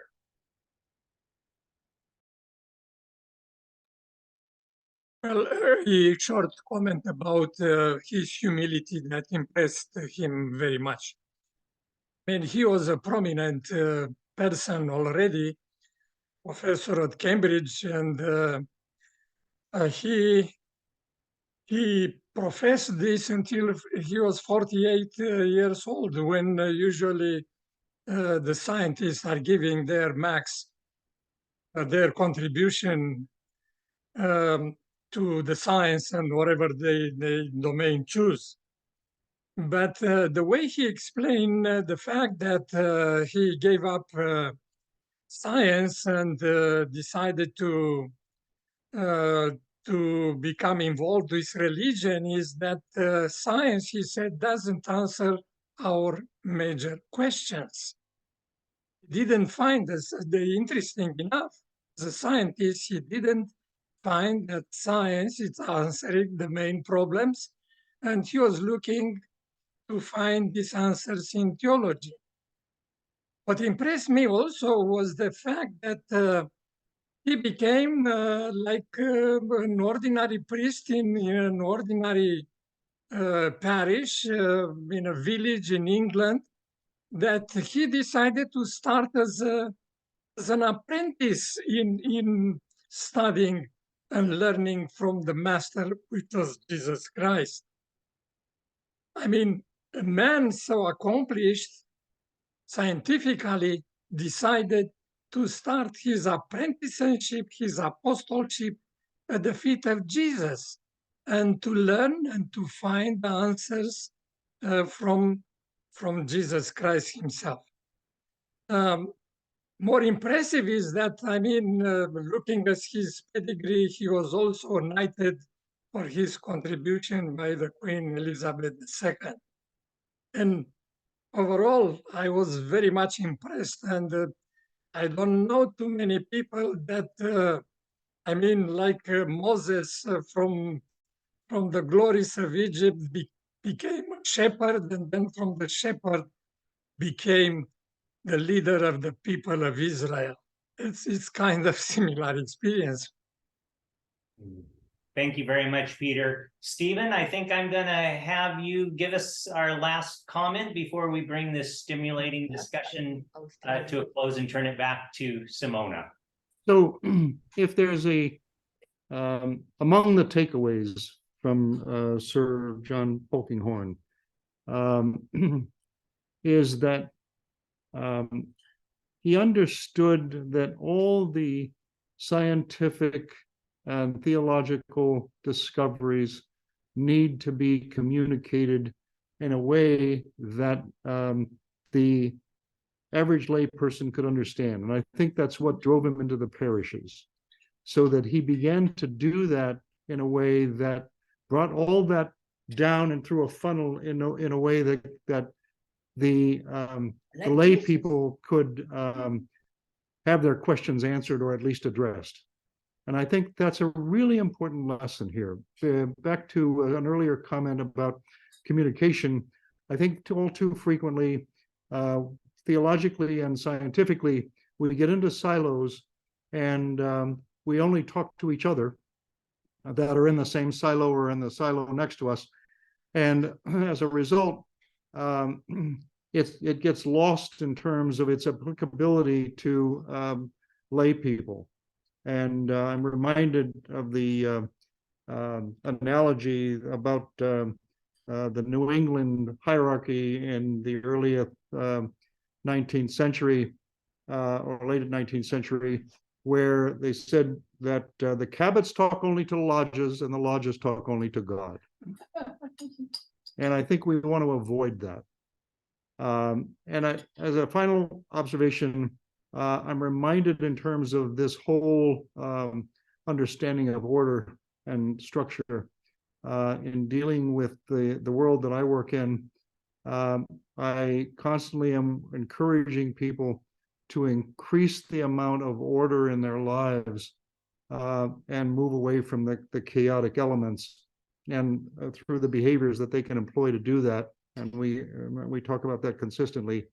And I want to make that distinction is that there also is a difference between being ordered and being rigid. We want to be ordered, but not rigid. And that goes to the openness. So there are lots of takeaways from all of this that we have been exposed to today. And I greatly appreciate the opportunity. Thank you. Thank you, Stephen. Thank you, Dave, for the video series and for the rest of you on this, this conversation about it. Back to you, Simona. Thank you very much. For our closing, I have chosen a poem by Christine Evangelou, Blessing for Peace. I hope that the darkest nights of your soul give way to the glorious days of your spirit. I hope that through the shadows of those heart eclipses, born of solitary evenings, a new life is born, and a change is set forth. I hope that you grant yourself the celestial passport your spirit has been yearning for as you sweep into the deepest valleys of your soul, so you can gather the strength to soar to the highest mountain peaks, breathing in the angelic essence of you, fully, unashamedly, and unconditionally. I hope that you find the beat of your heart in every flower, every meadow, every delight that your eyes can truly see, for it is within that beauty that your spirit lives, a conscious connection, a godly reflection of all natural, ethereal fountains and springs. I hope that you can see beyond the clouds to the sunlight that is waiting to peek its way through. Remember, the blanket of sky that keeps you warm at night is one of a silver, shimmering, starry view. It is where you are held, always loved, and at peace, a lustrous artwork of angels to whisper their magic as your heart speaks. and our blessing for today and for the week. May the knowledge of God's presence be a strength throughout this day, a source of wisdom, love, light, and grace. And as darkness falls, may you find peace in that presence and the gift of sleep. Thank you, and we'll see you next week.